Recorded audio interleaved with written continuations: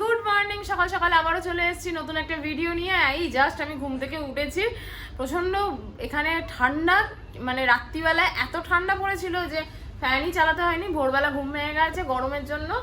আর একে দেখুন এখনো ঘুমিয়ে চলেছে। এই এই এই এই ওঠ ওঠ, কৃষ্ণেশ্বর যাবি তো নাকি? ঠিক আছে চলো আমি রেডি হই, ওকেও তুলি, রেডি করি, দেন তারপরে দেখা হচ্ছে কি কি করি না করি সবকিছু নিয়ে। হেলমেট হেলমেট ও হেলমেট ছাড়াই, হেলমেট নেই হেলমেট নেই। আজকে তানিয়া প্রচন্ড খুশি। খুশির কারণটা কি? তার কারণ হচ্ছে আমি পা রাখার জায়গা পেয়েছি, আজকে লাগেজ নেই।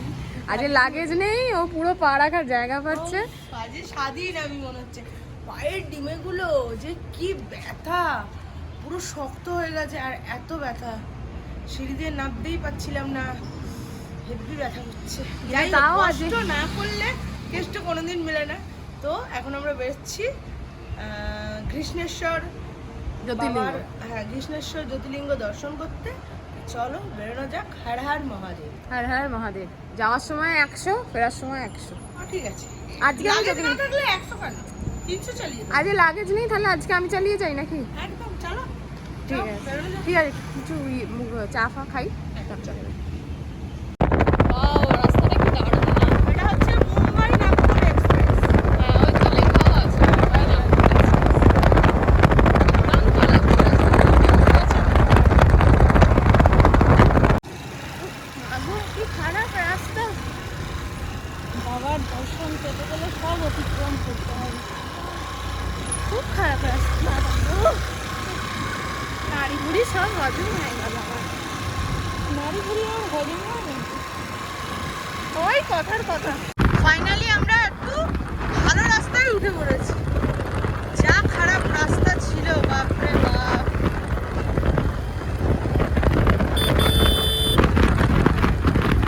ও মাই গড, কি রাস্তা খারাপ। কতক্ষণ যাচ্ছে এই রাস্তা? কিছুক্ষণ নেই তো আছে খানিক। গাড়ি গুড়ি একদম খারাপ করে দেবে মনে হয়। ধীরে ধীরে চলো। সামনেই শেষ। এইরকম খারাপ রাস্তা দিয়ে কালকে রাত্রিবেলাও আমরা ট্রাভেল করছিলাম।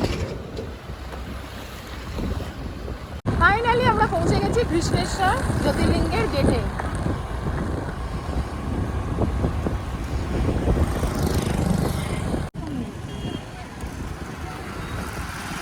আর চলেই এসেছি, আর 1 মিনিট বাকি, 400 মিটার।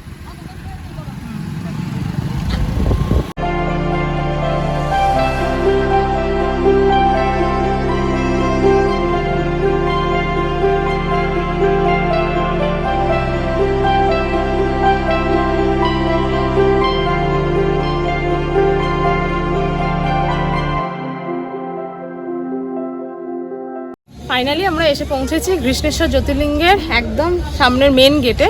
তো এখানে মার্কেট ফার্কেট আছে অনেক, সেইভাবে পার্কিংয়ের অপশান আমি দেখছি না টু হুইলারের, বাট আমরা একটা দোকানের সামনে একটু ফাঁকা জায়গা ছিল, এখানেই গাড়ি পার্ক করেছি। মন্দির ঢোকার আগে এরকম একটা ছোট মার্কেট, যেখানে পুজোর ফুল ডালা সবকিছু পাওয়া যায়, আর এখানে জুতো খুলেও যেতে পারবেন। আমরা অলরেডি একটা ডালা নিয়ে নিয়েছি, কিন্তু আমাদের কাছে ফোন ছিল না, ফোনটা ডিগিতে ছিল বলে আমি আবার ফোনটা নিয়ে আসলাম। যেখানে জুতো খুলেছি এবং ফুল বেলপাতার ডালা নিয়েছি, সেখানেই ফোনটা জমা রাখবো। যে তানিয়ার হাতে ফুলের ডালা, আমরা পুজো দেব। আর এই হলো এই দোকান, এখান থেকে আমরা ফুল বেলপাতা নিয়েছি আর এখানে ফোন জমা করব। এই হলো মন্দিরে যাওয়ার মেন গেট, এই পথ দিয়েই আমরা ভেতরে ঢুকবো।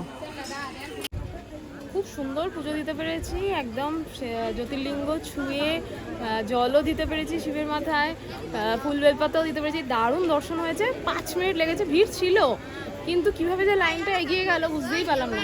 যাই হোক, আমরা এখন পুজো টুজো দিয়ে বেরিয়ে লেবুর রস খাচ্ছি, প্রচণ্ড গরম, ঘেমে চান করে যাচ্ছি। খুব সুন্দর দর্শন হয়েছে এখনো পর্যন্ত। আমরা যতগুলো জ্যোতির্লিঙ্গ দর্শন করলাম, মনে হয় সব থেকে তাড়াতাড়ি এখানেই দর্শন হবে। হ্যাঁ একদম সব থেকে তাড়াতাড়ি হয়েছে, খুব ভালো দর্শন হয়েছে। তবে এখানে যদি কখনো দর্শন করতে আসেন তাহলে এখানে সবথেকে কাছাকাছি রেলওয়ে স্টেশন হচ্ছে ঔরঙ্গাবাদ বা নাসিকেও আসতে পারেন। খুব সুন্দর, মানে এখানে আসলে মহারাষ্ট্রের 3টে যে মেন জ্যোতির্লিঙ্গ আছে, ত্র্যম্বকেশ্বর, ভীষ্মেশ্বর আর কৃষ্ণেশ্বর, ভীমাশঙ্কর, কৃষ্ণেশ্বর আর ত্র্যম্বকেশ্বর, এই 3টে একসাথে দর্শন করতে পারবেন। আর তার সাথে তো শিরডি সাই বাবা আছে। এই মন্দিরের টাইমিং হচ্ছে সকাল 6টা থেকে রাত্রির 9টা পর্যন্ত ওপেন থাকে। আর এখানে আসার একটা নিয়ম আছে, মানে বিশেষ করে ছেলেদের একটা নিয়ম হচ্ছে শার্ট ওপেন করে তারপরে কিন্তু বাবার পুজো দিতে পারবে, ঠিক আছে। আর এর সঙ্গে সঙ্গে আমাদের এই দর্শন শেষ করলাম আজকে আমাদের 4র্থ জ্যোতির্লিঙ্গ দর্শন কমপ্লিট। দর্শন করে ফাইনালি আমরা একটা জায়গায় এসেছি রেস্টুরেন্টে খাবার খেতে। এই হলো Suruchi family restaurant, veg, pure veg. তো যাই গিয়ে দেখি কি খাবার আছে না আছে। তানিয়া আগে গিয়ে খাবার অর্ডার দিয়ে দিয়েছি। কি খাবার অর্ডার দিয়েছিস আজকে? সোয়াবিন আর পরোটা। না সোয়াবিন চিলি সোয়াবিন ছিল। ঝাল কম দিতে বলেছিস? আমি জানি তুই ঝাল কম খাস, তুই তো খেতে পারবি না ঝাল, সেটা আমি জানি। ঠিক আছে। জোর খিদে লেগে গেছে, অনেকক্ষণ গাড়ি চালিয়েছি আর কিছু খাওয়া হয়নি না, বেসিক্যালি সকাল থেকে চা ছাড়া। কখন দেবে বললাম?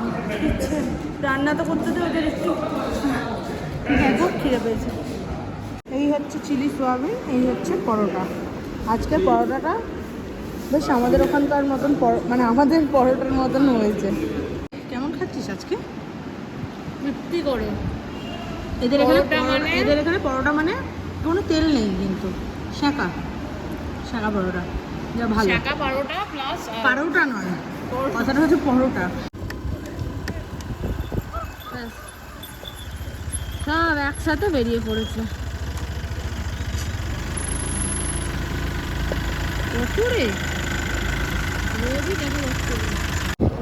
খেতে ফাইনালি আমরা বেরিয়ে পড়েছি শিরডি সাই বাবা দেখার উদ্দেশ্যে। কিন্তু সূর্য এখন মোটামুটি অস্ত্র যাচ্ছে। আমি চোখে যা দেখতে পাচ্ছি, আমি জানি না ক্যামেরায় অতটা বোঝা যাবে কি না। এই যে আকাশে সূর্যের রেটা কি সুন্দর চারদিক ধরে পড়েছে, অসাধারণ লাগছে। ভুট্টা দেখতে পেয়েছিস তুই? ওই যে ডান দিকে।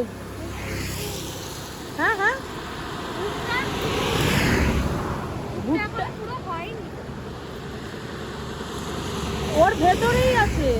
না ফুল হয়েছে, এখনো ওইটা হয়নি। এরকম ভাবে মোচার মতন যেটা হয় ওটা ফুল। ও আমি ভুট্টা দেখতে পেয়েছি। আমরা বৃষ্টির জন্য আটকে গেছি, কেমন বৃষ্টি হচ্ছে।